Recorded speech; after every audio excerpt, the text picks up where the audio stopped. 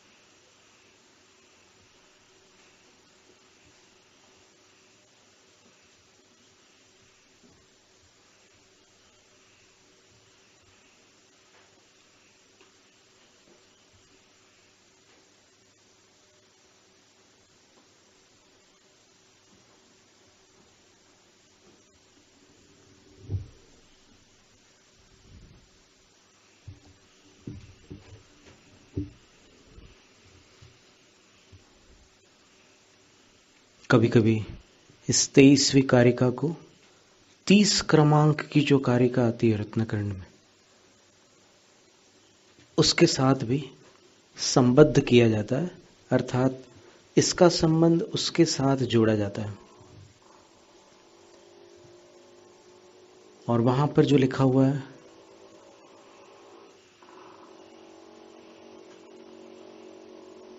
श्लोक क्रमांक 30 में, रत्नकर्ण श्रावकाचार में ये लिखा हुआ है, भयाशा स्नेह लोभाच्च कुदेवागम लिंगिनाम प्रणाम विनयंचैव न कुर्युः शुद्ध दृष्टयः।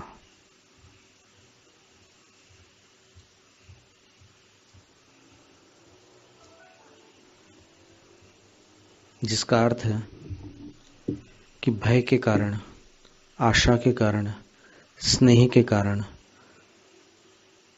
और लोभ के कारण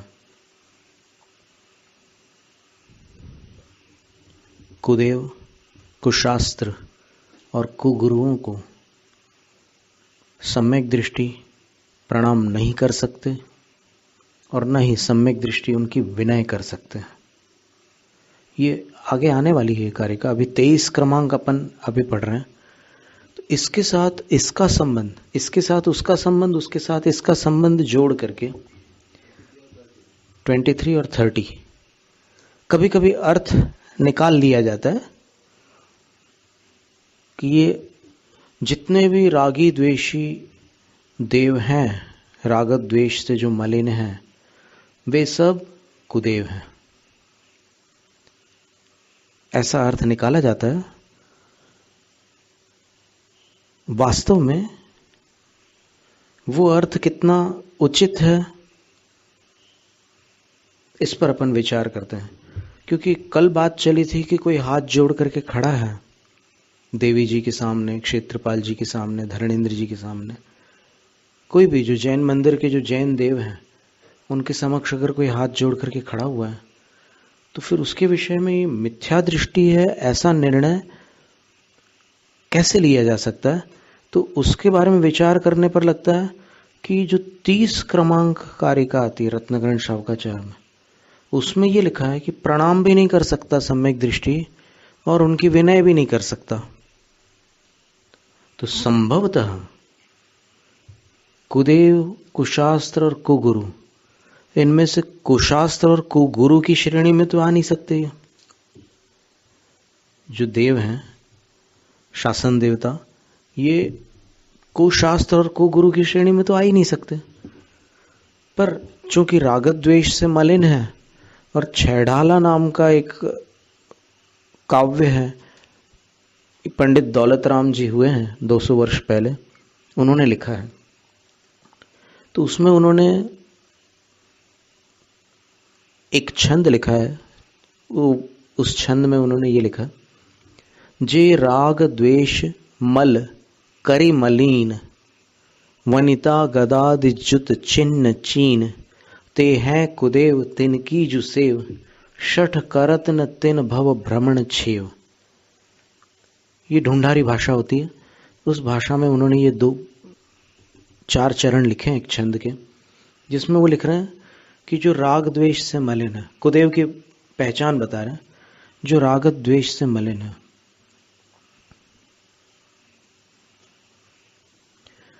और वनिता गदादि, यानी जिनके पास स्त्रियां हैं और गदा आदि अस्त्र शस्त्र हैं, उन चिन्हों से पहचान में आते हैं वो। ते हैं कुदेव, वे कुदेव हैं। और तिनकी जो सेव, उनकी जो सेवा करता है, शठ मतलब अज्ञानी जीव जो उनकी सेवा करता है, न तिन भव भ्रमण जीव, उसके संसार भ्रमण का अंत नहीं होता, वो हमेशा संसार में भटकता रहता है। तो इन चिन्हों के माध्यम से अपन देखते हैं, तो फिर यक्ष देवों के पास भी देवियां रहती है, उनके पास भी अस्त्र शस्त्र रहते हैं, और उनके अंदर भी वीतरागता न होने के कारण राग रहता है, और जहां राग होता है वहां द्वेष भी होता है। यत्र राग पदं धत्ते द्वेषस्तत्रेति निश्चयः, जहां राग पैर रखता है वहां द्वेष निश्चित ही होता है, ये निश्चित बात है। तो हो सकता है कि इसके आधार पर ये निर्णय हुआ हो कि ये कुदेव ही हैं, क्योंकि ये सारे लक्षण जो बताए हैं कुदेव के, वो इनमें दिखाई दे रहे हैं। और रत्नकर्ण में बिल्कुल आचार्य महाराज ने स्पष्ट लिखा है कि जो कुदेव को प्रणाम और विनय करेगा, तो फिर सम्यक दृष्टि के लिए तो लिखा है कि नहीं कर सकता, तो अर्थापत्ति ये निकाल सकता है कोई भी कि जो करेगा वो सम्यक दृष्टि नहीं हो सकता। और इस आधार पर, इस निष्कर्ष तक, इन्फरेंस तक, इस रिजल्ट तक लोग चले जाते हैं कि हाथ जोड़ लिए उनके सामने तो वो सम्यक दृष्टि नहीं है, क्योंकि वो कुदेव है। अब अपन इसका समाधान देखते हैं कि वो कुदेव की श्रेणी में आते हैं कि नहीं आते, इस पर विचार करते हैं। बिल्कुल है, अस्त्र शस्त्र भी हैं और उनकी देवांगनाएं भी होती हैं, और जो देवांगनाएं हैं उनके देव होते हैं।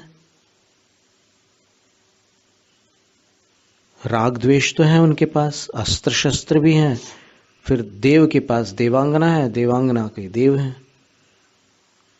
तो इस आधार पर प्रतीत होता है कि ये कुदेव होना चाहिए, और कुदेव होने से इनको नमस्कार करने वाला सम्यक दृष्टि नहीं हो सकता, उनके सामने हाथ जोड़ने वाला सम्यक दृष्टि नहीं हो सकता। ये एक इतने सारे विचारों में से एक विचार था। अब अपन ये निर्णय करते हैं कि क्या ऐसा है, क्या वास्तव में ऐसा निर्णय यथार्थ है, ये कुदेव है या नहीं। सीधी सीधी बात, इसका अपने को फैसला करना है, इसको डिसाइड करना है, निश्चित करना है। तो कार्तिकेयानुप्रेक्षा नाम का एक ग्रंथ है, स्वामी कुमार आचार्य ने लिखा हुआ है।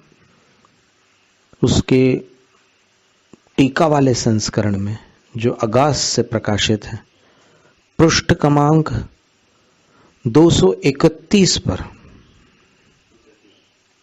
231 नंबर पेज पर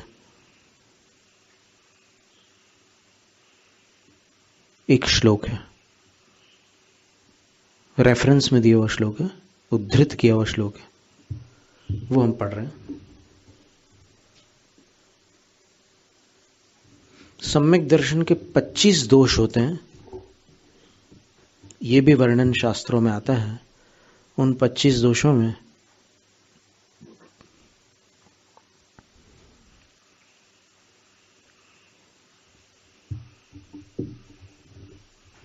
कौन से दोष होते हैं वो अपन देख रहे हैं, और फिर कुदेव वगैरह का वर्णन भी देख लेते हैं।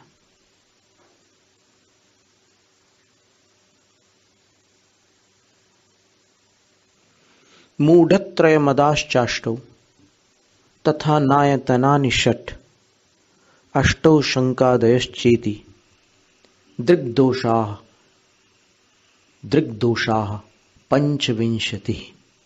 सम्यक दर्शन के 25 दोष हैं। कौन से? तो मूढ़त्रयम, 3 प्रकार के मूढ़ सम्यक के दोष। मदाश्चाष्टौ, 8 मद, 8 प्रकार के अभिमान, वो भी सम्यक दर्शन के दोष हैं।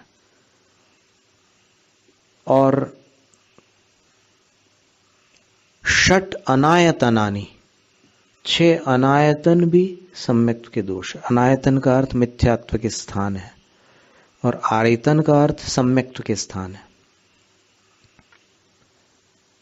तो 6 अनायतन भी सम्यक्त्व के दोष है। और ये कितने हो गए? 17 हो गए। अब कितने बचे हैं? 25 करना है अपने को। 8 बचे ना। तो अष्टौ शंकादयश्चेति, शंका, कांक्षा, विचिकित्सा, मूढ़ दृष्टि, अनुपगूहन, अस्थितिकरण, अवात्सल्य, अप्रभावना, ये 8 अंगों से विपरीत जो 8 प्रकार की स्थितियां बनती है वो 8 दोष हो जाते हैं। तो 17 में 8 जोड़ दीजिए तो ऐसे 25 दोष होते हैं। तो उन 25 दोषों में 6 अनायतनों के नाम यहां पर दिए हुए हैं।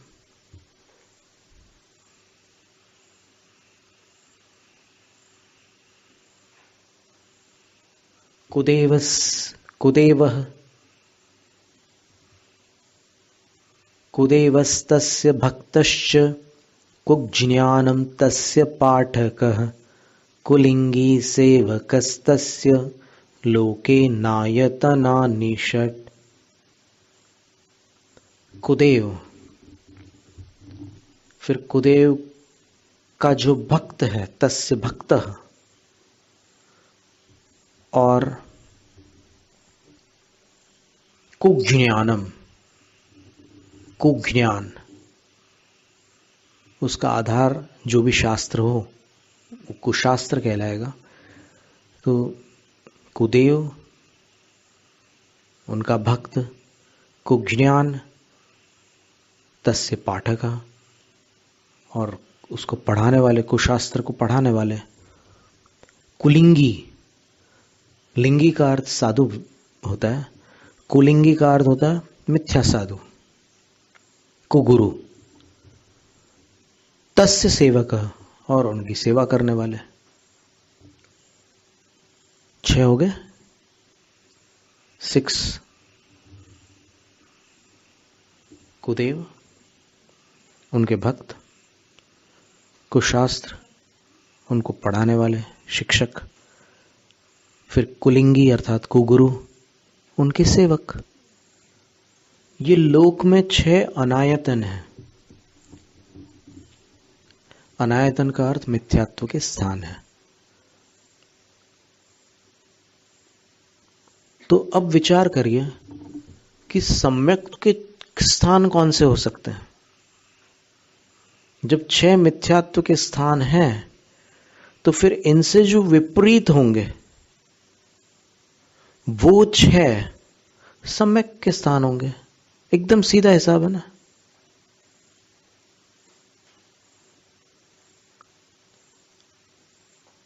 स्वेटर पहनने से गर्मी होती है तो फिर स्वेटर उतारने से ठंडक होगी। जो यहां पर जिसमें कू लगा हुआ है उसमें अगर आप सू लगा दोगे तो वो आयतन हो जाएंगे ना। इतना सीधा सा गणित है। तो अब सोचने की बात है। अब इसको अपन सु लगा करके पढ़ते हैं। सुदेवस्तस्य भक्तश्च सुज्ञानं तस्य पाठकः सुलिंगी सेवकस्तस्य लोके हे आयतनानि षट, नायतनानि नहीं करना, अब अनायतन नहीं रहा, तो आयतन हो गया अब, क्योंकि सु लग गया ना, तो आयतन जो है वो मिथ्यात्व के स्थान न होकर के सम्यक के स्थान हो गया। अनायतन शब्द कैसे बना? आयतन से बना। आयतन का जो उल्टा होता है उसको अनायतन कहते हैं। न आयतनानि अनायतनानि, नए समास होता है व्याकरण में, बहुब्रीहि समास के अंतर्गत एक नए समास होता है, तो ये नए समास करके अनायतन शब्द बना हुआ है। तो अनायतन शब्द तब बना जब पहले आयतन थे, फिर जो आयतन नहीं है वो अनायतन है। तो अनायतन का वर्णन आयतन सापेक्ष है। अगर आयतन होते ही नहीं तो फिर अनायतन नाम की कोई चीज हो ही नहीं सकती थी, क्योंकि उससे विपरीत है, इसलिए अनायतन है। तो वो होना जरूरी है ना जिससे विपरीत है। तो वो क्या है? वो इससे विपरीत है। सिंपल है ना, कि ये अगर वो अगर इससे विपरीत है तो ये उससे विपरीत होगा, ऐसा है। तो फिर अब देखिए, अब सुदेव, सुदेव कौन है? जो 18 दोषों से रहित है, अर्थात वीतराग है, जो सर्वज्ञ है, सब कुछ जानते हैं, और जो हित का उपदेश करते हैं। कहा था, पहले ही कहा था कि यही परमात्मा है, कि जिनके अंदर कोई दोष न हो, जो सब कुछ जानते हो, और जो हित का उपदेश करते हो। नाम नहीं लिया, बोले कि ये 3 बातें जहां होगी वो ही परमात्मा हो सकते, नहीं होगी तो नहीं हो सकते, ये बात साफ कही थी। इसमें इतना जरूर था कि ये उत्कृष्टता की अपेक्षा से कहा था। अगर लक्षण की बात करें, ये स्वरूप की बात थी, लक्षण की बात करें तो फिर कम से कम क्या आवश्यकता है परमात्मा में? बोले वीतराग और सर्वज्ञता, ये 2 बातें तो अनिवार्य है। जैसे कई ऐसे भगवान हुए हैं जिन्होंने उपदेश नहीं किया और मोक्ष चले गए। जैसे पांडव थे, पांडवों के विषय में जैन मान्यता क्या कहती है? कि उन्होंने तपस्या की शत्रुंजय गिरी पर, गुजरात में, सौराष्ट्र में, पालिताना जिसको बोलते हैं श्वेतांबर लोग, सिद्धगिरी भी बोलते हैं उसको, शिखर जी से भी अधिक महत्व देते हैं उसको। तो वहां से 5 पांडव मोक्ष गए दिगंबर मत के अनुसार, और 5 पांडव में से 5 के 5 मोक्ष नहीं गए, 2 सर्वार्थ सिद्धि गए। 5 पांडवों ने तपस्या की थी और उपसर्ग को जीता था, तो 2 सर्वार्थ सिद्धि चले गए, नकुल और सहदेव, और 3 जो कुंती पुत्र थे वो निर्वाण को प्राप्त हुए। ऐसी जैन मान्यता है। तो उन्होंने केवल ज्ञान होने के बाद उपदेश नहीं दिया और मोक्ष चले गए। तो फिर हितोपदेशी होना अनिवार्य नहीं है। हितोपदेशी परमात्मा का एक अधिक गुण है। और यहां पर जिनको आप्त कह रहे हैं, आप्त का अर्थ होता है धर्म प्रवर्तक, जो तीर्थंकर है उनको आप्त कहते हैं। तो तीर्थंकर के लिए तो उपदेश देना जरूरी है, उसके बिना तीर्थंकर नहीं हो सकते, इसलिए वहां पर यह बात कही थी। तो अब सुदेव हो गए तीर्थंकर भगवान, उनके भक्त, जो जिन भक्त सम्यक दृष्टि जीव हैं वो हो गए। फिर सुज्ञान क्या हुआ? उनका आगम, और तस्य पाठक, उनके आगम को पढ़ाने वाले जो उपाध्याय हैं, अथवा स्वाध्याय में धर्मोपदेश आदि करने वाले जो भी हैं, आचार्य वाचना करते हैं, और स्वाध्याय में साधु भी 12 तप के अंतर्गत वाचना आदि 5 स्वाध्याय कर सकते हैं। अगर साधु 12 तप करेंगे तो 12 तप में एक स्वाध्याय नाम का तप है, और स्वाध्याय तप के 5 भेद हैं। तो उन 5 भेदों में धर्मोपदेश भी आता है, और वाचना, पृच्छना, अनुप्रेक्षा, आमनाय और धर्मोपदेशी 5 स्वाध्याय। पर इसमें जिनकी जो क्षमता होती है उसके अनुसार ही करेंगे, क्षमता नहीं है तो नहीं करेंगे। जिस तप की जिसमें क्षमता नहीं होती उसकी अनुमति नहीं होती उसको। जैसे मासोपवास करने की क्षमता नहीं है किसी के पास, तो उसको गुरु महाराज मासोपवास करने का निर्देश नहीं देंगे,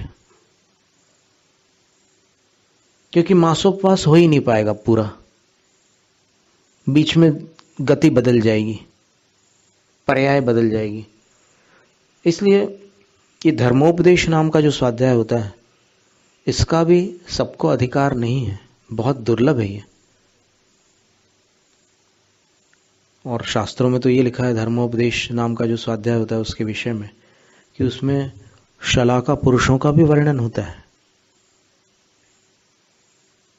अपन मनचाही बातें करके ये नहीं समझ सकते कि ये स्वाध्याय है। कोई भी अप्रासंगिक चर्चा को स्वाध्याय नहीं कहते। स्वाध्याय आगम सूत्रों को लेकर के किया जाता है। वाचना, पृच्छना यानी प्रश्न भी जब करते हैं तो विनय के साथ अपने अंदर जो बात अस्पष्ट है उसको स्पष्ट करने के लिए दो हेतु दिए हैं वाचन पृच्छना के। ज्ञातस्य दृढ़ीकरणार्थम, अज्ञातस्य ज्ञानार्थम। जो जाना है उसको मजबूत करने के लिए प्रश्न करते हैं, और जो नहीं जाना है उसको जानने के लिए पूछते हैं, उसका नाम पृच्छना है। तो वो भी स्वाध्याय है। तो सुज्ञान और उसके पाठक, और आयतनों की बात चल रही ना, तो अभी 4 आयतन हुए, 2 बाकी है। तो सुलिंगी तस सेवकस तस्य, फिर सुलिंगी का अर्थ होता है सच्चे साधु, और जो रत्नत्रय के धारी साधु हैं वे सच्चे साधु हैं। और तस्य सेवक, उनके सेवक यानी उनके जो भक्त हैं, उनकी सेवा करने वाले हैं, वो भी आयतन है। तो इस तरह ये 6 आयतन है और वो 6 अनायतन है। अब अपन एक सामान्य बुद्धि का प्रयोग करके विचार करें कि जो अनायतन है वो आयतन नहीं है, इसलिए अनायतन है। ये बात एकदम सरल बात है। आयतन न होने के कारण वो अनायतन है। तो वहां जो कुदेव शब्द था, अगर अपन ये मान लें कि जिनेंद्र भगवान की सेवा में जो देव हैं, जो उनके भक्त हैं, वो चूंकि राग द्वेष से मलिन है, उनके पास हथियार है, उनके पास उनका परिवार है, तो फिर वो कुदेव है, ऐसा अगर अपन निर्णय करते हैं तो समस्या ये आती है कि 6 आयतनों में जिनेंद्र भगवान और उनके भक्त दोनों को ग्रहण किया है, और आयतन अनायतन नहीं है, अनायतन आयतन नहीं है। इसलिए उनके भक्त यदि देवगति में है तो देवगति में होने मात्र से, रागी द्वेषी होने मात्र से और हथियार युक्त आयुध युक्त होने मात्र से उनको कुदेव कहना इसलिए संभव नहीं है क्योंकि आयतन अनायतन नहीं हो सकता। वो जिनेंद्र भगवान के भक्त होने से आयतन है और आयतन होने से अनायतन नहीं है। तो जो उनको कुदेव मानते हैं और कुदेव कहते हैं वो अवर्णवाद करते हैं। अवर्णवाद का अर्थ क्या हो गया? मिथ्या कथन करते हैं। जो दोष उनमें नहीं है उस दोष से उनको दूषित मानते हैं। वो कुदेव नहीं है, उनके अंदर कुदेवत्व नाम का दोष नहीं है, लेकिन उनको कुदेव मानने से और उनको कुदेव कहने से क्या हुआ? मिथ्या दोषारोपण हुआ। जो स्वरूप उनका नहीं है वो आपने उनमें स्थापित कर दिया। तो जिन भक्त को अनायतन कहना अपने आप में कहने वाले के मिथ्यात्व को प्रकट करता है। कितनी बड़ी बात है ये। तो इस पर विचार कर सकते हैं, और यदि आज तक ऐसा कभी किसी ने किया हो तो वो उसका शुद्धिकरण कर सकते हैं। मृत्यु से पहले अपनी जानकारी में जितने दोष हैं अपने, उनका शुद्धिकरण कर लेना विवेकी जीव का कर्तव्य है। उसके लिए कल्याणकारी प्रवृत्ति होगी वो। तो यदि किसी ने इनको कुदेव माना हो या कुदेव कहा हो, तो फिर वो अपने हित के लिए उसका शुद्धिकरण कर ले।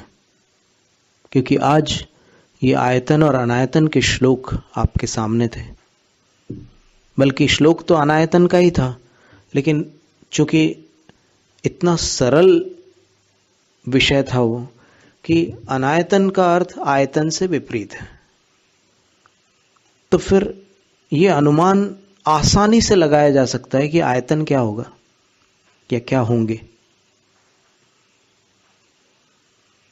तो इसलिए अगर किसी ने ये निर्णय किया हो कि उनके सामने हाथ जोड़ने वाला कुदेव के सामने हाथ जोड़ रहा है इसलिए मिथ्या दृष्टि है, तो फिर उसको अपनी भ्रांति का निवारण पहले करना आवश्यक है। वो मिथ्या दृष्टि है या नहीं है ये भूल जाओ, पहले अपने अंदर झांक करके देखो मैं सम्यक दृष्टि हूं या नहीं।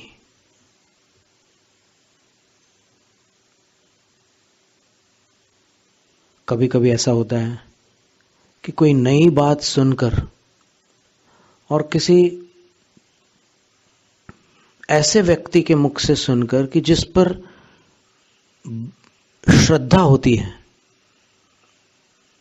जन समूह को जिसके प्रति श्रद्धा होती है और जिसको ऐसी कीर्ति प्राप्त है कि इनकी बात बिल्कुल जिन शासन से तीर्थंकर से जुड़ी हुई बात है,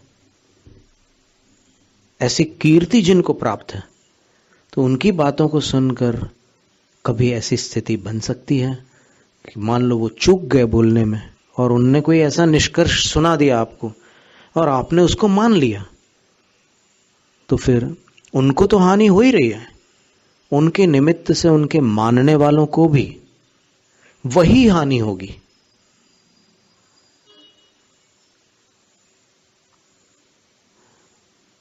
तो ये कुदेव नहीं है, इतना तो स्पष्ट हो गया।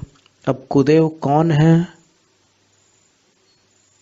इस पर विचार करें। कुदेव कौन है? तो कुदेव वो हैं जिनके अंदर 18 दोष हैं, जो सर्वज्ञ नहीं है और जो हितोपदेशी भी नहीं है। सर्वज्ञता के बिना हितोपदेश संभव नहीं है। इसलिए आगम के आद्य वक्ता तीर्थंकर होते हैं, भगवान होते हैं, अथवा केवली भगवान होते हैं, अन्य कोई नहीं। गणधर देव तो केवल उसको वर्गीकृत करते हैं, उस वाणी को, दिव्य ध्वनि को 12 अंगों में वर्गीकृत करते हैं, क्लासिफाई कर देते हैं। आचारांग में मुनियों के आचरण का संग्रह कर लेते हैं, फिर सूत्रकृतांग में अलग अलग प्रकार की विनयों के जो भेद हैं, 5 प्रकार के विनय होते हैं, उनका विस्तार उसमें संग्रहित कर देते हैं, कविता के रूप में पूरा काम करते हैं।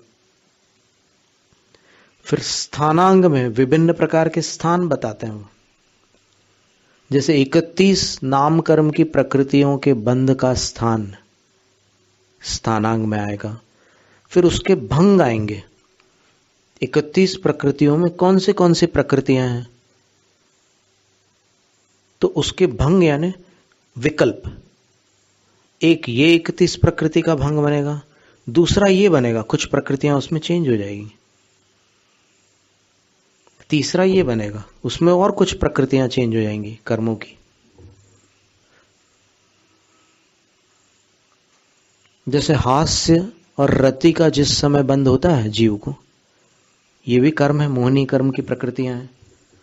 तब शोक और अन्य, हास्य के साथ शोक का बंद नहीं होता, क्योंकि विरुद्ध भाव है। तो विरोधी भावों के भंग अलग अलग होते हैं। तो ये स्थानांग, फिर समवायांग में जो समानता रहती है, द्रव्य, क्षेत्र, काल और भाव संबंधी समानता है, उसका वर्णन होता है। जैसे आज ही स्वाध्याय में निकला था कि 45 लाख योजन के 5 स्थान हैं। एक ये मनुष्य लोक है, 45 लाख योजन प्रमाण है। फिर एक नीचे का जो सीमंतक बिल होता है, सबसे प्रथम पृथ्वी का प्रथम नरक, वो भी 45 लाख योजन का होता है, जहां राजा श्रेणिक का जीव है। फिर ऊपर जो प्रथम स्वर्ग होता है, उसका सबसे निचला विमान है, ऋतु विमान, ऋजु विमान जिसका नाम है, वो भी 45 लाख योजन का होता है। सर्वार्थ सिद्धि विमान जो देवों का अंतिम विमान है, वो भी 45 लाख योजन का होता है। और उसके ऊपर जो ईशत प्राग भार पृथ्वी, ऐसी स्फटिक में जो सिद्ध शिला जिसको कहते हैं ना, वो भी, उसका व्यास यानी डायमीटर 45 लाख योजन का है। तो ये 5 पैतल्य हो गए। इसका वर्णन समवायांग में होगा। फिर 5वां अंग व्याख्या प्रज्ञप्ति है। ऐसे सारे अंग होते हैं, 12 अंग होते हैं आगम के।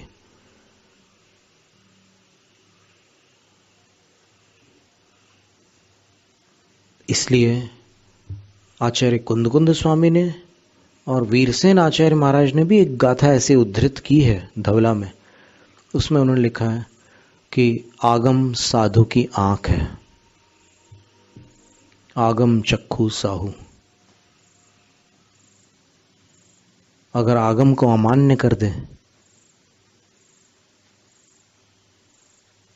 तो आंख अलग हो जाएगी, और आंख के बिना अंधापन रहेगा, क्योंकि मोक्ष मार्ग में कुछ भी नहीं दिखता किसी को। सिर्फ आगम में जो बताया है वही आगम मोक्ष मार्ग से पार लगाता है।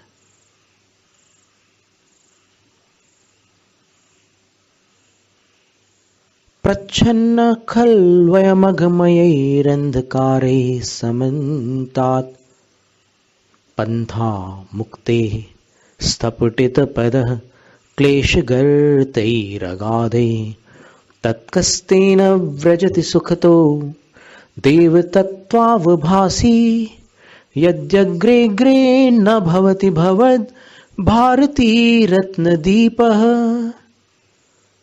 आचार्य वादिराज मुनि एक ही भाव स्तोत्र के 14वें काव्य में कहते हैं,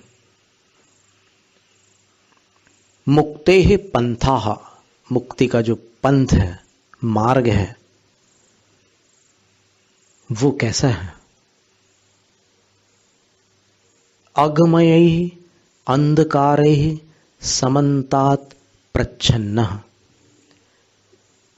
5 पाप रूपी अंधकार से चारों ओर व्याप्त है, आच्छादित है, ढका हुआ है मोक्ष का मार्ग। यानी 5 पाप छोड़ो तो फिर मोक्ष का रास्ता खुले। जब तक 5 पापों का त्याग नहीं है तब तक मोक्ष का मार्ग ढका हुआ है। और कैसा है? स्थपुटित पद क्लेश गर्ते, अगाध क्लेश गर्ते स्थपुटित पद। अगाध कष्टों के गड्ढों के कारण मोक्ष का मार्ग उबड़ खाबड़ है, प्लेन रास्ता नहीं है, बिल्कुल स्मूथ नहीं है, समतल मार्ग नहीं है, उबड़ खाबड़ मार्ग है। इस गड्ढे में पैर चला जाए, कभी उधर चला जाए, तो ये कठिनाइयों के गड्ढे हैं मोक्ष के मार्ग में। तत्, फिर कः सुखतो ब्रजति तेन, उस मोक्ष मार्ग से सुखपूर्वक कौन निकल सकता है? कोई नहीं निकल सकता। इतने कठिन मार्ग से कोई सुखपूर्वक कैसे निकल सकता है? लेकिन निकलते हैं। कैसे निकलते हैं? तो कहते हैं यद्यग्रे न भवति भवत भारती रत्न दीपा। अगर जिनवाणी रूपी रत्न दीपक, आगम भगवान के वचन दीपक के समान उस मार्ग को प्रकाशित करते हो, तो फिर कदम अच्छी तरह रख करके सब दिखता है ना, कहाँ पैर रखना है, वो आगे बढ़ जाते हैं मोक्ष तक। और अगर वो न हो तो फिर बढ़ ही नहीं सकते।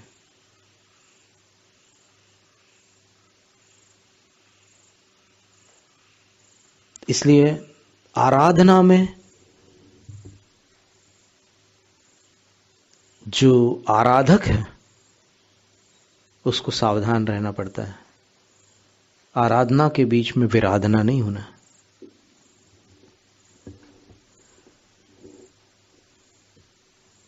आगम की आराधना, ये अभी अपना आराधना का ही समय चल रहा है, अपन आगम को ही सुन रहे हैं, तो बड़ी श्रद्धा के साथ, बड़ी भक्ति के साथ,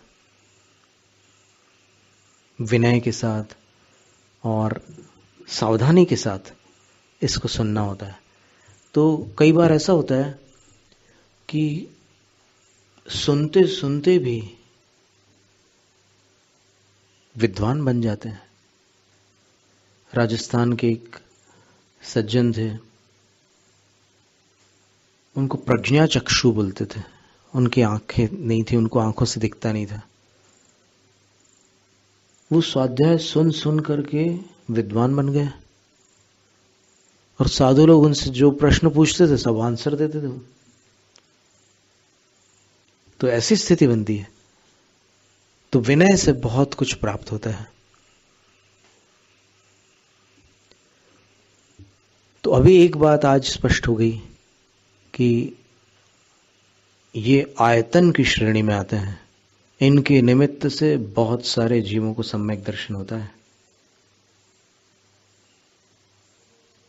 इनका ऐसा सहयोग रहता है, क्योंकि आयतन शब्द जो है वो सम्यक के स्थान को कहा है।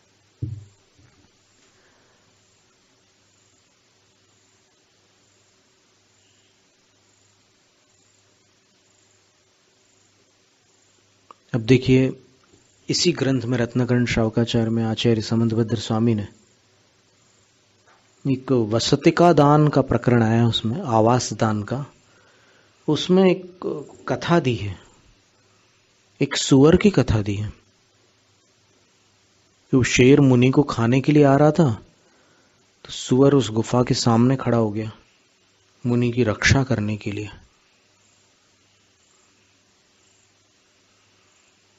तो साधु की सेवा कोई एक भी बार करे और सही प्रसंग पर करे तो बहुत बड़ी बात है। और जो हमेशा सेवा करते हैं उनके तो पता नहीं कितने जन्मों का पुण्य इस समय उनके साथ है, जो उनको ऐसा अवसर मिल रहा है।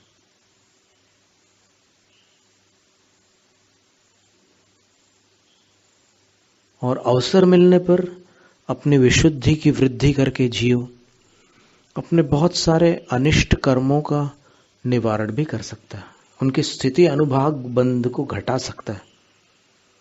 क्षय करने के लिए तो ऊपर की भूमिका आवश्यक है, लेकिन स्थिति अनुभाग बंध को घटाना संभव है भक्ति के माध्यम से, वैयावृत्ति के माध्यम से, और भी बहुत सारी ऐसी प्रवृत्तियां दी है शास्त्रों में जिनके माध्यम से ये सब संभव है।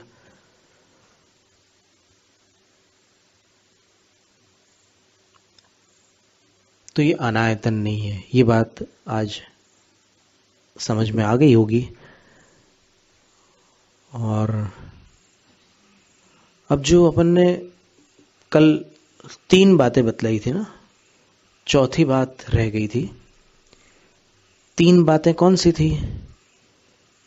कि एक तो मिथ्यात्व के साथ उनकी आराधना करते हैं, उनको और भगवान को समकक्ष मान लेते हैं। अज्ञान के कारण ऐसी स्थिति बनती है, पता नहीं उनको तो अब मान लो कोई फॉरेनर आ जाए और फिर वो थोड़ा श्रद्धालु हो तो वो सबको नमस्कार करता है, सबकी भक्ति करता है। फिर उससे पूछते हैं कि आपने अंदर जाकर क्या किया, और उसको थोड़ी बहुत जानकारी भी है नाम वगैरह की। तो वो कहता है कि आई बाउड टू लॉर्ड पार्श्वनाथ। फिर उस सबके साथ में अगर लॉर्ड लगाना चालू कर दे तो फिर वो स्थिति बनती है। लॉर्ड माने समझ गए ना, भगवान जिनेंद्र, भगवान क्षेत्रपाल, भगवती देवी माता, उनको अगर समकक्ष मान ले। अब भगवती सरस्वती माता कहने में आपत्ति नहीं है, और जो श्री देवी लक्ष्मी, अब अंतरंग लक्ष्मी, केवल ज्ञान रूपी लक्ष्मी को भगवती कहने में कोई आपत्ति नहीं है। फिर किसी दूसरी अपेक्षा से भगवती कहना अलग बात है। जो ऐश्वर्य संपन्न होते हैं उनको भी भगवती और भगवान कहा जाता है, वो अपेक्षा अलग है। लेकिन यहां पर धर्म क्षेत्र में भगवान और भगवती कौन है? भगवान तो पंच परमेष्ठी हैं और भगवती जिनवाणी माता है, केवल ज्ञान रूपी लक्ष्मी है। तो इतना बस अपने को ध्यान रखना है। तो पहली श्रेणी वो होती है कि मिथ्यात्व के साथ उनकी आराधना कर रहा है कोई। दूसरी श्रेणी क्या थी? लोभ के कारण, कुछ चाहिए इसलिए चले गए वो। जैसे सब जगह यही होता है। अब कोई ऑफिसर को मनाता है, कोई खेल खिलाड़ियों में कैप्टन को मनाता है,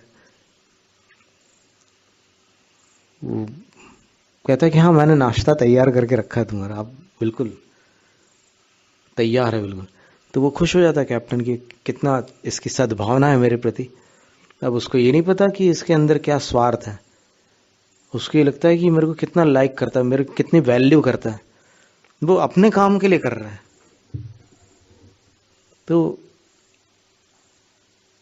अगर आप जैन शासन के अंगभूत इन देवताओं की आराधना अपने स्वार्थ के लिए करते हैं तो फिर सम्यक दर्शन मलिन होता है, उसमें कांक्षा नाम का दोष। और ये क्षायिक सम्यक दृष्टि और औपशमिक सम्यक दृष्टियों को सम्यक के अतिचार नहीं होते। ये सम्यक तो प्रकृति के उदय में, क्षायोपशमिक सम्यक दृष्टियों को ही ऐसे दोष लगते हैं, कांक्षा अधिक। कैसा? हाँ नहीं, वो लोभ नहीं है, वो लोभ नहीं है। संकट के समय उनकी मदद लेना लोभ नहीं है। लोभ तो किसी वस्तु को पाने की इच्छा का नाम है। संकट निवारण करने की भावना को लोभ नहीं कहते। हाँ, जितने लोग हॉस्पिटल जा रहे हैं लोभ से जा रहे हैं क्या? वो व्याधि के निवारण के लिए जा रहे हैं। लोभ के कुछ वहां से कुछ मिल रहा है क्या उनको, माल खजाना, बल्कि खर्च करना पड़ रहा है उनको। तो वो लोभ नहीं है। वो इसीलिए दो श्रेणियां बनाई ना। देखो, इसको सम्यक का मल कहा, यानी इसको देवता मूड कहा कि अगर तुम लोभ से करोगे आराधना तो फिर तुम्हें ये दोष लगेगा। और उसके लिए क्या कहा कि अगर संकट निवारण के लिए इनकी मदद लेते हो।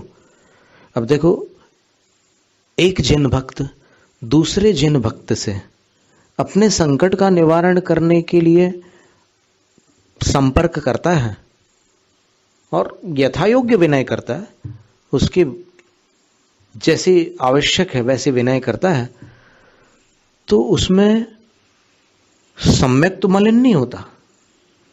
लेकिन कहते हैं कि व्रती नहीं कर सकते ये काम। अपना संकट दूर करने के लिए व्रती उनसे मदद नहीं लेंगे। जो धर्म के रक्षक देव हैं, जिन शासन के रक्षक देव हैं, उनकी मदद नहीं लेंगे। व्रती लोग भी विद्या देवताओं की मदद ले सकते हैं प्रसंगवश। विद्या देवता धर्म से भिन्न है। यह हो सकता है कि विद्या देवता की श्रद्धा जिनेंद्र भगवान के प्रति हो, पर जो आराधक और विद्या देवता के बीच का संबंध है उसमें कहीं धर्म का समावेश नहीं है। जैसे आकाशगामिनी विद्या है। अब आकाशगामिनी विद्या जो भी देवी होंगी, आकाशगामिनी विद्या की अधिष्ठात्री देवी, उनको जिनेंद्र भगवान के प्रति भक्ति हो सकती है, उनको साधुओं के प्रति भक्ति हो सकती है, लेकिन उस जो सिद्धि करने की विधि है उनकी, 12 वर्ष में या जितने भी समय में वो सिद्ध होती हो विद्या, वो विधि एक अलग विधि है। वो जो भी करेगा उसको वो विद्या सिद्ध होगी, चाहे सम्यक दृष्टि हो, मिथ्या दृष्टि हो, कोई भी हो। विष्णु कुमार मुनिराज तो रिद्धिधारी थे, सिद्धिधारी नहीं थे। सिद्धि और रिद्धि में अंतर है। सिद्धि में साधना करनी होती है और रिद्धि में तपस्या और अपनी पवित्रता से शक्तियां अपने आप प्राप्त होती है साधु को। रिद्धि जो है वो आत्म शक्तियां हैं और सिद्धि जो है वो दैवी शक्तियां हैं। दोनों में अंतर है। सिद्धियां दैवी शक्तियां हैं और रिद्धियां आत्मिक शक्तियां हैं।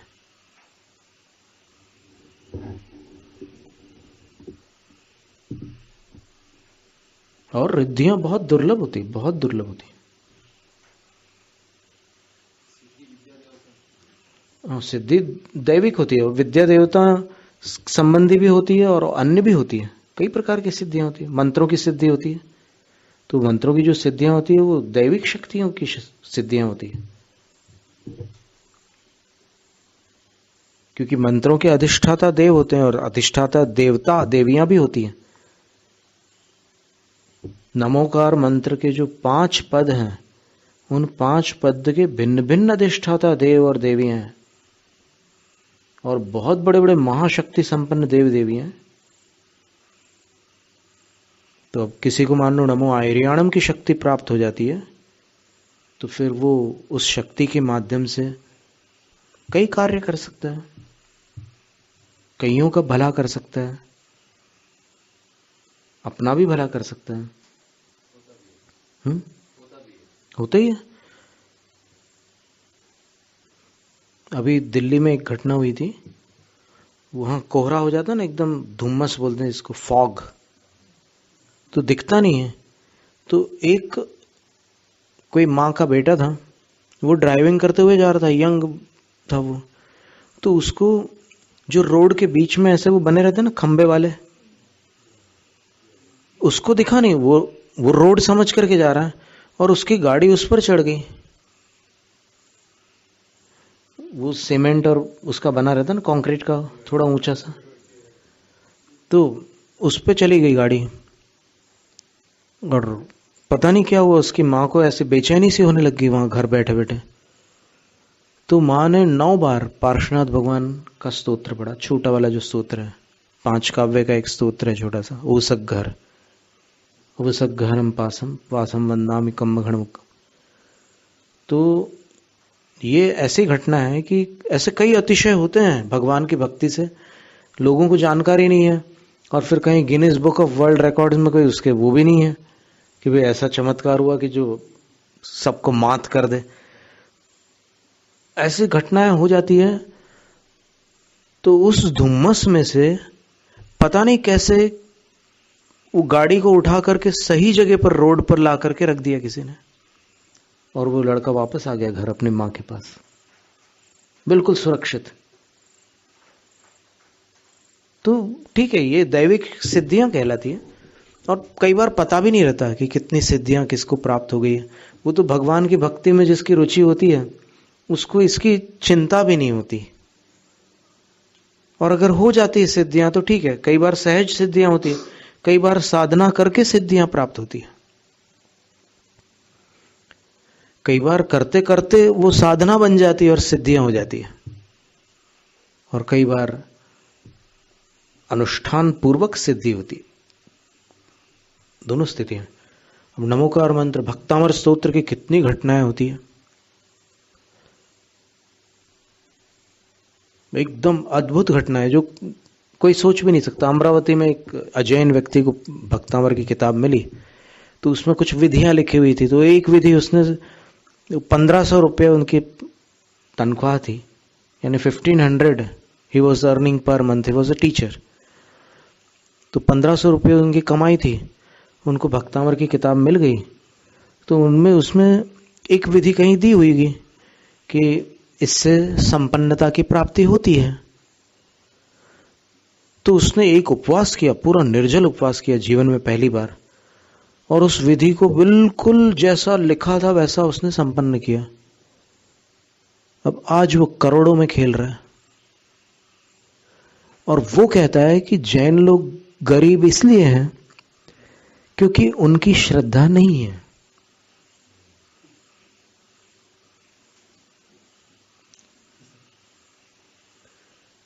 जो जैन अश्रद्धालु होते हैं वो ही असफल होते हैं बोले। अब सोचने की बात है, उसका नाम भी ढूंढ कर निकाल सकते हैं अपन। अमरावती के वो जो टीचर हैं अपन खोज सकते हैं, क्योंकि अमरावती वालों ने ही हमें ये घटना बतलाई है। नॉन जैन, ऐसे नॉन जैन्स के साथ तो बहुत सी घटनाएं होती है, कितनी घटनाएं होती है ऐसी नॉन जैन्स की। अब वो एक बाबा ने यहाँ पर कुछ बांध दिया किसी को, और ऐसे ताड़पत्री में कुछ लिखा उसने और ताबीज के अंदर करके बांध दिया। बोले कि इसको जब तक ठीक ना हो जाओ तब तक पहने रहना। वो ठीक हो गया, फिर उसने उतारा उसको, और उतारने के बाद उसको खोला। कुछ लोग ऐसे रहते हैं जो हर चीज जानना चाहते हैं, तो उनने खोला तो फिर उसमें वो ताड़पत्री निकली और उसमें उर्दू में कुछ लिखा हुआ था। तो किसी उर्दू पाठी को उसने पढ़वाया कि क्या लिखा है ये, तो उसने पढ़कर सुनाया कि ये नमो अरिहंताणम, नमो सिद्धाण, पूरा नमोकार मंत्र लिखा हुआ था, उर्दू में लिखा था उसने। कितनी सारी ऐसी घटनाएं हैं। पंडित जगन मोहन लाल जी सुनाते थे कि कटनी में एक माजी एक बाबा के पास गई और बोले कि आपने अपनी सिद्धियों से बहुत लोगों को अच्छा किया है, तो अब आपकी उम्र पूरी होने वाली है, तो कुछ मुझे भी बता दो कैसे करते हो आप।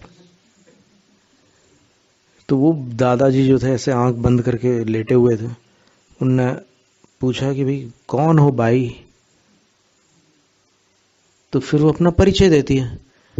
तो फिर बाबा एकदम आंख खोल करके बोलते हैं कि तुम जैन होकर के मेरे से पूछ रही हो, मैं जो कुछ करता हूं वो तुम्हारे मंत्र से करता हूं, बोले नमोकार मंत्र से।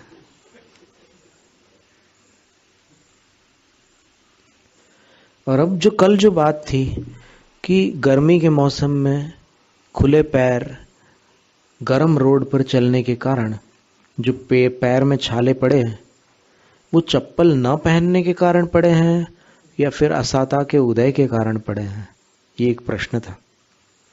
क्योंकि जो लोग ऐसे अवधारणा बना लेते हैं, ऐसा निश्चय कर लेते हैं कि देव देवता कुछ नहीं कर सकते, सब अपने पुण्य पाप से होता है। देखो, पुण्य पाप का महत्व तो हम नकार नहीं रहे, ये बिल्कुल सच है कि पुण्य पाप का ही नाटक है पूरा। लेकिन कर्म के साथ जो नोकर्म का समावेश है अथवा जो नोकर्म का योगदान है, उसको पृथक करना उचित नहीं है, ये हम कहना चाह रहे थे। नोकर्म उस वस्तु को कहते हैं जिसका समागम मिलने पर कोई ऐसा निमित्त नैमित्तिक संबंध होता है समय पहाड़ की भाषा में कि जिससे कर्मों में कुछ अंतर पड़ता है। जैसे चप्पल में पैर रहने से साता का उदय चल रहा है अच्छे से, कोई पैरों में तकलीफ नहीं हो रही, और एकदम गर्म रास्ते पर आकर के वो चप्पल टूट गया, और ऐसा टूटा कि आप उसमें पैर रख नहीं सकते, तो पैर आपका बाहर रखना पड़ रहा है आपको। और बाहर रखने तक के आपको तकलीफ नहीं थी, लेकिन जैसे ही आपने वहां पैर रख दिया तकलीफ शुरू हो गई। तो प्रश्न ये था कि असाता के उदय में आपने वहां पैर रखा या वहां पर पैर रखने के कारण असाता का उदय आया। पाप के उदय से आपको पैर वहां आपने पैर रख दिया, या फिर वहां पैर रख दिया तो पाप का उदय हुआ। ये बात समझने की है। और अगर आप कहोगे कि पाप के उदय से आपका पैर वहां रखना हो गया, तो फिर आप उठा लो पैर, दर्द गायब। तो पैर उठाने से दर्द गायब हुआ, पुण्य का उदय आया, या फिर पुण्य के उदय से पैर हट गया वहां से? समझ में आ रही बात? यानी ये तो क्या है कि कॉन्शियसली हो रही है ना सारी घटना, बुद्धिपूर्वक हो रही है। आप वहां रखते हो तो जलते हो, हटाते हो तो फिर ठीक हो जाता है, रखते हो फिर जलते हो, फिर हटाते हो तो ठीक हो जाता है। तो इसका मतलब ये हो गया कि साता और असाता को आप ड्राइव कर रहे हो, आप कंट्रोल कर रहे हो। आप रख दो तो फिर असाता का उदय आ जाए। आप बोलो अपने मित्र से, देखो मैं असाता का उदय लाके बताता हूं, ये रख दिया पैर, पैर जलने लग गया, असाता का उदय। ऐसा है क्या? तो वो नोकर्म है। ऐसा नोकर्म जो साता के विरुद्ध होता है, वो असाता की उदीर्णा का निमित्त बन जाता है। और ऐसा नोकर्म जो असाता के विरुद्ध होता है, वो साता की उदीर्णा का मतलब होता है असमय में पकने का, अपक्व पाचन मुदीर्णा। जैसे आम है, कच्चा है, पर आपने गेहूं में रख दिया तो वो पक जाता है। पेड़ में कितने दिनों में पकता था, बहुत समय लगता था, लेकिन गेहूं में रख दिया तो फिर जल्दी पक गया। वैसी स्थिति होती है यहां पर। आप अपने आप स्वस्थ होने का सोच लेते, दवाई नहीं लेते, तो कितना समय लगता? लंबा समय लगता। जब पुण्य का उदय आता तो आप ठीक होते। लेकिन आपने कोई ऐसी चीज ली जो पाप के उदय के अनुकूल नहीं है, यानी कोई आपने ऐसी औषध ले ली जो आपके नोकर्म को असाता के योग्य नहीं रहने देती, तो फिर आपको स्वास्थ्य लाभ हो जाता है, साता की उदीर्णा हो जाती है। तो ये स्थिति है। अगर आप ये मानते हैं कि सब कुछ कर्माधीन है, कर्म का जब जैसा होता है उदय या अनुदय तब वैसी स्थिति बनती है, तो फिर ये पुरुषार्थ समाप्त हो जाएगा। आचार्य जयसिंह स्वामी ने लिखा है कि यदि हमेशा ही कर्म अपना फल देकर के जाएंगे तो फिर मोक्ष नहीं मिलेगा। मोक्ष तब मिलता है जब कर्म को अपन अपने पुरुषार्थ से प्रभावित करें। और दो प्रकार के कर्म, अपन मोटे तौर पर अपन बात करें तो दो प्रकार के कर्म, एक पत्थर की लकीर वाले और दूसरे थोड़े कमजोर वाले। तो कमजोर वाले कर्म भी जब उदय में आते हैं तो असर तो डालते हैं, पर उस पर अपन पुरुषार्थ करके विजय प्राप्त कर सकते हैं। और जो पत्थर की लकीर वाले कर्म हैं, वो कर्म जब उदय में आते हैं तो पार्श्वनाथ तीर्थंकर जैसे महापुरुष पर भी उपद्रव होते हैं। 7 दिनों तक उनके ऊपर उपद्रव हुआ था। तो वो पत्थर की लकीर वाला अगर कर्म आप पहले देखो तो सही, एकदम तुरंत आर्त रौद्र ध्यान करने के पहले थोड़ा सा अपन ने जो आगम पढ़ा है, जिनवाणी माँ की का जो आशीर्वाद लिया है, उसको एक बार देखो तो सही, क्या कह रही है जिनवाणी माता। जिस परिस्थिति में अपन हार मान रहे हैं उसके बारे में जिनवाणी माता का क्या कहना है, कर्म सिद्धांत का क्या कहना है। हो सकता है जिस कर्म से आप घबरा रहे हो, आप उसका सामना नहीं कर पा रहे हो, उसके लिए कोई विशिष्ट पुरुषार्थ काम कर जाए। वो अपनी जानकारी में भले ना हो, तो जानकारी नहीं होती तो फिर अलग अलग प्रकार से ट्रायल करना पड़ता है। जैसे किसी को खांसी आ रही है, कई दिनों से ठीक नहीं हो रही है, तो उसको फिर प्रयोग करना होगा। हल्दी लेकर के देख लें, नहीं ठीक हो रही है, कोई बात नहीं, तो फिर सौंठ लेकर के देख लें, नहीं ठीक हो रही है, कोई बात नहीं, गर्म पानी पीना चालू कर दें, उससे 31 बीमारियां ठीक हो जाती है। सुबह सुबह खाली पेट गर्म पानी ले लो 2 गिलास, 31 प्रकार की बीमारियां ठीक हो जाती है। हो सकता है उससे खांसी ठीक हो जाए। कभी कभी 10-10 साल की बीमारियां छोटी सी दवाई से ठीक हो जाती है। वो बड़ी बड़ी दवाइयां खाई ठीक नहीं हुए, और मामूली चीज खा ली तो ठीक हो गए। ऐसा योग होता है। तो ये कर्मों का खेल है, ये वाक्य याद रखना कि ये जीवन कर्मों का खेल है। और खेल है तो खिलाड़ी की मानसिकता बनाकर चलना है, स्पोर्ट्समैन स्पिरिट। खिलाड़ी हारता है तो भी ग्रेसफुली हारता है, जीतता है तो भी ग्रेसफुली जीतता है, शालीनता के साथ, बड़े सुंदर ढंग से। ब्रूसली अपने एक अंधे स्टूडेंट से कहता है, मार्शल आर्टिस्ट थे ना ब्रूसली, वो अपने एक ब्लाइंड स्टूडेंट से कहते हैं कि तुम क्या चाहते हो? बोले I want to win that fight, मैं उस युद्ध को जीतना चाहता हूं। तो वो उसको समझाते हैं, ब्रूसली उसको समझाते हैं कि nowadays everybody wants to win fights. आजकल सब लोग जीतने के चक्कर में पड़ गए हैं। A real martial artist knows how to lose gracefully। एक सच्चा खिलाड़ी ये जानता है कि कुशलता से हारा कैसे जाता है। अगर तुम कुशलता से हारना सीख लो तो फिर जो जीतने का भूत सवार है ना, वो उतर जाएगा और जीवन भर तुम खुश रहोगे। इसका नाम खिलाड़ी की मानसिकता है।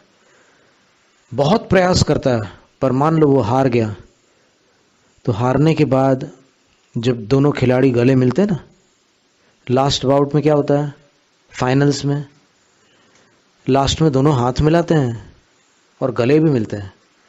तो गले मिलते समय जो असली खिलाड़ी होगा वो दिल से उसके हुनर की सराहना करेगा कि सचमुच मेरे में कुछ और रियाज की कमी थी, पर तुमने वो काम कर दिया जो मैं चाहता था करना। चाहता तो है, जीत तो चाहेगा, पर जीत के पीछे पागल नहीं होता। जीत चाहते हुए विश्वास रखता है कि मुझे जीतना है, और जब विश्वास पूर्णता को प्राप्त होता है तो जीत भी जाता है। विश्वास की अपूर्णता पराजय का एकमात्र कारण है, प्रथम कारण है कहना चाहिए। दूसरा कारण तो यह है कि आपने पुरुषार्थ कम किया, पर पुरुषार्थ तब काम करता है जब विश्वास अंदर हो। विश्वास के बिना आप बहुत पुरुषार्थ कर लो तो वो काम नहीं करेगा। संभव है कि आप सामने वाले से बहुत अधिक बलवान हो चुके हो पुरुषार्थ करते करते, लेकिन आपके अंदर ये विश्वास नहीं है कि मैं उससे अधिक बलवान हूं। आपके अंदर यही बैठा है कि अरे बहुत पावरफुल आदमी।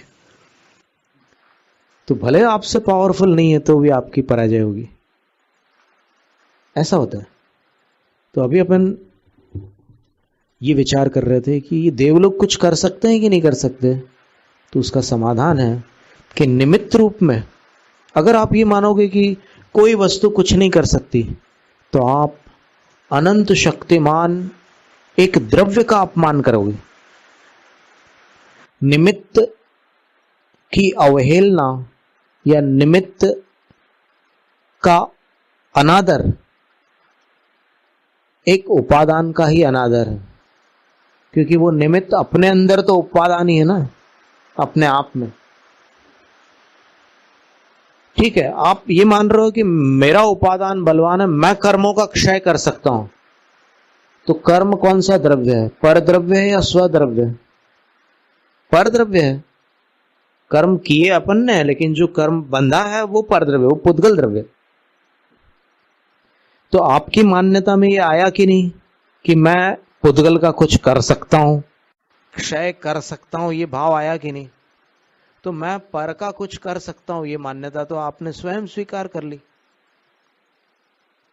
खैर, ये बातें थोड़ी आध्यात्मिक है, पर मूल बात ये थी कि परस्परोपग्रहो जीवानाम ये जो सूत्र है तत्वार्थ सूत्र के अंदर, ये सूत्र अपने आप में कहता है कि एक दूसरे का उपकार करना ही जीव का काम है।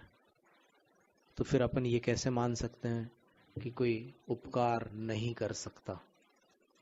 कर सकते हैं, पर तद योग्य अपनी स्थिति हो, तद योग्य उनकी स्थिति हो, तो बात बन सकती है। तो आज अपन ने ये समझा कि आयतन अनायतन नहीं होते, इसलिए इनको कुदेव कहना एक प्रकार से आगम का आवरणवाद है। दूसरी बात अपन ने ये समझी कि सभी द्रव्यों में अनंत शक्ति है, और अनंत शक्ति होने के कारण जिस पर्याय को जो द्रव्य प्राप्त कर चुका है, उस पर्याय की क्षमता के अनुसार वो उपकार भी कर सकता है और अपकार भी कर सकता है। तीसरी बात अपन ने ये समझी कि सब कुछ कर्माधीन हो ऐसा नियम नहीं है, कर्म के साथ नौकर्म का भी योगदान मान्य है, और नौकर्म का योगदान होने के कारण ही अस्पताल है, वैयावृत्ति है, और ऐसे बहुत सारे कार्य आज करुणा के कार्य किए जाते हैं। नौकर्म का योगदान नहीं होता तो कौन क्या करता? सब इसी भरोसे बैठ जाते हैं कि जब पुण्य का उदय आएगा तो सब राइट हो जाएगा। पुण्य का उदय आएगा, मैं रसोई नहीं बना सकता, मुझे कुछ नहीं काम नहीं करना है। पुण्य का उदय आएगा तो फिर भोजन अपने आप कहीं से भी आएगा, दुनिया के किसी भी कोने से भोजन को आना पड़ेगा मेरे पेट में। कर्माधीन मानने पर, सर्वथा कर्माधीन मानने पर ये समस्याएं खड़ी हो जाएंगी। ऐसे निर्णय को मान्य करना पड़ेगा, जबकि कोई मानता नहीं है। देखो बोलने में कितनी बड़ी बड़ी बातें होती है, लेकिन भूख लगती है तो रसोई घर में ही जाते हैं, वहां सबकी अकल ठिकाने हो जाती है। जैनम जयतु शासनम। ಪೂಜ್ಯ ಕ್ಷುಲ್ಲಕ 105 ಧ್ಯಾನ ಸಾಗರ ಮಹಾರಾಜರ ಚರಣಗಳಿಗೆ ಭಕ್ತಿಪೂರ್ವಕ ಇಚ್ಛಾಮಿಗಳನ್ನು ಸಲ್ಲಿಸುತ್ತಾ, ಇಂದು ದೇವಮುಡತೆಯ ಸ್ವಾಧ್ಯಾಯವನ್ನು ಮುಂದುವರಿಸುತ್ತಾ ಮಹಾರಾಜರು ತಮ್ಮ ಪ್ರವಚನದಲ್ಲಿ ರತ್ನಕರಂಡ ಶ್ರವಕಾಚಾರದ 23ನೆಯ ಕ್ರಮಾಂಕದಲ್ಲಿ ನಾವು ನಿನ್ನೆಯ ದಿನ ಚರ್ಚೆಯನ್ನು ಮಾಡ್ತಿದ್ದೆವು, ಸ್ವಾಧ್ಯಾಯವನ್ನು ಮಾಡಿದೆವು. ಹಾಗೆಯೇ ಅದರಂತೆ 30ನೆಯ ಕ್ರಮಾಂಕ ಕೂಡ ಇದಕ್ಕೆ ಜೋಡಿಸಲ್ಪಟ್ಟಿರುತ್ತದೆ. ಆದ್ದರಿಂದ ಭಯದ ಕಾರಣದಿಂದ, ಆಸೆಯ ಕಾರಣದಿಂದ ಕೂದೇವರ ಸಮ್ಯಕ್ ದೃಷ್ಟಿಯು ನಮಸ್ಕಾರ ಮಾಡುವುದು, ಅದು ಸಮ್ಯಕ್ ದರ್ಶನದ ಮಲಿನತೆ ಆಗುತ್ತದೆ. ಹಾಗಾಗಿ ಸಮ್ಯಕ್ ದೃಷ್ಟಿ ಕೂದೇವರ ನಮಸ್ಕಾರವನ್ನು ಮಾಡುವುದಿಲ್ಲ. ಇಲ್ಲಿ ನಾವು ಪ್ರಶ್ನಿಸಬೇಕಾಗುವುದು, ಬಸದಿಯಲ್ಲಿರುವಂತಹ ಶಾಸನ ದೇವತೆಗಳು ಕೂದೇವರು ಅಲ್ಲವು. ಇದಕ್ಕಾಗಿ ಚಾಡಾಲದಲ್ಲಿ ಕೂದೇವರ ಪರಿಚಯವನ್ನ ಹೇಳಿದ್ದಾರೆ. ರಾಗ ದ್ವೇಷ ಸಹಿತ, ಗದಾದಿ ಶಸ್ತ್ರಗಳ ಸಹಿತ ರಾಗಿರುವವರನ್ನು ಕೂದೇವರೆಂದು ಕರೆಯುತ್ತಾರೆ. ರಾಗಿಯೂ ಆಗಿರುತ್ತಾರೆ, ದೇವಾಂಗನೆಯರು ಇರುತ್ತಾರೆ. ಆದ್ದರಿಂದ ನಾವು ಯಕ್ಷ ಯಕ್ಷಿಯರನ್ನು ಕೂದೇವರು ಎನ್ನಲು ಸಾಧ್ಯವೇ? ಹೌದೋ ಅಲ್ವೋ ಎನ್ನುವಂತ ಪ್ರಶ್ನೆ ಇದೆ. ಇದಕ್ಕಾಗಿ ಸಮಾಧಾನವಾಗಿ ಕಾರ್ತಿಕೇಯ ಅನುಪ್ರೇಕ್ಷೆಯ ಗ್ರಂಥದ 221ನೇ ಪುಟದಲ್ಲಿ ಶ್ಲೋಕವನ್ನು ಕೊಟ್ಟಿದ್ದಾರೆ. ಇದರಲ್ಲಿ ಸಮ್ಯಕ್ ದರ್ಶನಕ್ಕೆ 25 ದೋಷಗಳಿವೆ. ಸಮ್ಯಕ್ ದರ್ಶನದಲ್ಲಿ 3 ಮೂಢತೆ, 8 ಮದ, 6 ಅನಾಯತನ ಮತ್ತು 8 ಅಂಗಗಳ ವಿಪರೀತ ದೋಷಗಳು. ಇದರಲ್ಲಿ ಒಟ್ಟಿಗೆ 25 ದೋಷಗಳು. ಇದರಲ್ಲಿ 6 ಅನಾಯತನಗಳ ಹೆಸರನ್ನು ಇಲ್ಲಿ ನೀಡಲಾಗಿದೆ. ಕುದೇವ, ಕುದೇವ ಭಕ್ತ, ಕುಜ್ಞಾನ, ಕುಶಾಸ್ತ್ರ, ಕುಶಾಸ್ತ್ರದ ಪಾಠಕ, ಕೂಗುರು ಹಾಗೂ ಅವರ ಭಕ್ತರು. ಇದು 6 ಅನಾಯತನಗಳಾಗಿವೆ. ಇವುಗಳಿಂದ ವಿಪರೀತವಾಗಿರುವುದು ಸಮ್ಯಕ್ತದ ಆಯತನಗಳು. ಅಂದರೆ ಸುದೇವ 18 ದೋಷಗಳಿಂದ ರಹಿತರಾದವರು, ಹಿತೋಪದೇಶಿಗಳು, ಸರ್ವಜ್ಞರು. ಇದು ಅವರ ಸ್ವರೂಪವಾಗಿರುತ್ತದೆ. ಅವರ ಲಕ್ಷಣ ವೀತರಾಗತೆ ಮತ್ತು ಸರ್ವಜ್ಞತೆ. ಮತ್ತು ಸುದೇವ ಭಕ್ತರು, ಯಾರು ಸಮ್ಯಕ್ ದೃಷ್ಟಿ ಜಿನ ಭಕ್ತರಿದ್ದಾರೆ ಅವರು ಸುದೇವ ಭಕ್ತರು. ಸುಜ್ಞಾನ ಮತ್ತು ಅದರ ಪಾಠಕ, ಸೂಗುರು ಭಕ್ತ. ಅಂತೆಯೇ ಜಿನೇಂದ್ರ ಭಕ್ತರು ದೇವಗತಿಯಲ್ಲಿದ್ದು ಶಸ್ತ್ರ ಅಸ್ತ್ರಧಾರಿಯಾಗಿದ್ದು ಅಂಥ ದೇವತೆಗಳನ್ನು ಕುದೇವ ಎನ್ನುವುದು ಮಿಥ್ಯಾದೋಷಾರೋಪಣ ಆಗುತ್ತದೆ.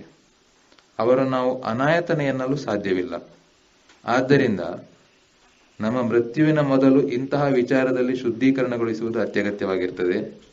ಆದ್ದರಿಂದ ಶಾಸನ ದೇವತೆಗಳ ಮುಂದೆ ಕೈಜೋಡಿಸಿ ನಿಂತವನನ್ನು ಮಿಥ್ಯಾದೃಷ್ಟಿ ಎನ್ನುವ ಮೊದಲು ಅಂಥವರು ತನ್ನ ಭ್ರಾಂತಿಯನ್ನು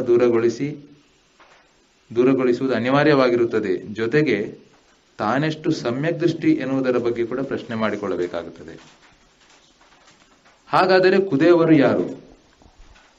ಯಾರ ಬಳಿ 18 ದೋಷಗಳಿವೆ, ಯಾರ ಬಳಿ ಸರ್ವಜ್ಞತೆ ಇಲ್ಲವೋ ಮತ್ತು ಯಾರು ಹಿತೋಪದೇಶಿ ಅಲ್ಲವೋ ಅವರು ಕುದೇವರು. ಆಚಾರ್ಯ ಕುಂದಕುಂದರು, ವೀರಸೇನಾಚಾರ್ಯರು ತಮ್ಮ ಗ್ರಂಥಗಳ ಗಾಥೆಗಳಲ್ಲಿ ತಿಳಿಸಿದಂತೆ ಆಗಮವು ಸಾಧುವಿನ ಕಣ್ಣುಗಳಿದ್ದಂತೆ. ಆದ್ದರಿಂದ ವಾದಿರಾಜ ಮುನಿಗಳು ತಮ್ಮ ಏಕೀಭಾವ ಸ್ತೋತ್ರದ 14ನೇ ಭಾಗದಲ್ಲಿ ಹೇಳಿದ್ದಾರೆ, ಮುಕ್ತಿಯ ಮಾರ್ಗ ಯಾವ ರೀತಿ ಇದೆ? 5 ಪಾಪರೂಪಿ ಅಂಧಕಾರದಿಂದ ಮೋಕ್ಷ ಮಾರ್ಗವು ಆವರಿಸಲ್ಪಟ್ಟಿದೆ. ಅಗಾಧವಾದ ಕಷ್ಟಗಳ ಹಳ್ಳಕೊಳ್ಳಗಳಿಂದ ಕೂಡಿದೆ. ಇಂತಹ ಮೋಕ್ಷ ಮಾರ್ಗದಿಂದ ಸುಖಪೂರ್ವಕವಾಗಿ ಯಾರು ಹೋಗಲು ಸಾಧ್ಯವೇ ಇಲ್ಲ. ಜಿನವಾಣಿಯ ಮಾರ್ಗದರ್ಶನದಿಂದ ನಾವು ಆ ಮಾರ್ಗವನ್ನು ಪಾರುಗೊಳಿಸಬಹುದು. ಆದ್ದರಿಂದ ಆರಾಧನೆಯಿಂದ ವಿರಾಧನೆ ಆಗಕೂಡದು.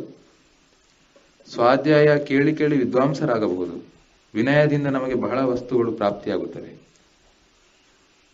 ರತ್ನಕಂಟಕ ಶ್ರಾವಕಾಚಾರದಲ್ಲಿ ವಸತಿಕಾ ದಾನದ ಕಥೆ ಇದೆ. ಒಂದು ಹುಲಿ ಓರ್ವ ಸಾಧುವನ್ನು ತಿನ್ನಲು ಬರ್ತದಾಗ ಆ ಸಾಧುವಿನ ಗುಹೆಯ ಹೊರಗಡೆ ಒಂದು ಹಂದಿಯು ಸಾಧುವಿನ ರಕ್ಷಣೆಗೆ ನಿಂತಿರುತ್ತದೆ ಎಂದು. ನಾವು ಇಲ್ಲಿ ಪುಣ್ಯ ಮತ್ತು ಪಾಪದ ಉಲ್ಲೇಖವನ್ನು ಮಾಡಲು ಸಾಧ್ಯವಿಲ್ಲ. ಅನೇಕರು ನಮಗೆ ನಮ್ಮ ಜೀವನದಲ್ಲಿ ಸಹಾಯಕರಾಗಿ ನಿಂತು ಬಿಡುತ್ತಾರೆ. ಇದರಲ್ಲಿ ದೇವತೆಗಳು ಕೂಡ ಸೇರಿರಬಹುದು. ಮಿಥ್ಯಾತ್ವದಿಂದ ನಿನ್ನೆ ನಾವು ಚರ್ಚೆಗೆ ಮಾಡಿದಂತೆ ಮಿಥ್ಯಾತ್ವದಿಂದ ಆರಾಧನೆ ಮಾಡುವುದು, ಲೋಭದ ಕಾರಣದಿಂದ ಆರಾಧನೆ ಮಾಡುವುದು, ಅದು ಸಮ್ಯಕ್ ದರ್ಶನದ ಮಲಿನತೆಗೆ ಕಾರಣ ಆಗ್ತದೆ. ಆದರೆ ನಮಗೆ ಸಂಕಟ ಬಂದಾಗ ನಾವು ಯಾರದಾದರೂ ಸಹಾಯವನ್ನು ಪಡೆಯುವುದು, ಇದು ಲೋಭ ಆಗುವುದಿಲ್ಲ.